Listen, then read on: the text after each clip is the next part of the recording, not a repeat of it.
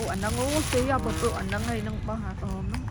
មើលហើយញាក់តែអញ្ចឹងណាអាហ្នឹងវាចូលចិត្តស៊ីបើបានលុយទិញអញ្ចឹងណា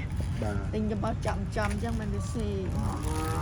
បាទទេឆ្មាគ្រប់កន្លែងខ្ញុំដាក់ឲ្យគ្រប់កន្លែងពេលនោះរហូតដល់ក្រោយទៅបានមកយើងដើរយួននេះសោះប៉ុណ្ណឹងគេឲ្យមកពីចប់គេមកលេងគេបើកគោគេទៅបើកមើលគេដាក់ឈ្មោះបានឃើញទៅវាគូសបើកមើល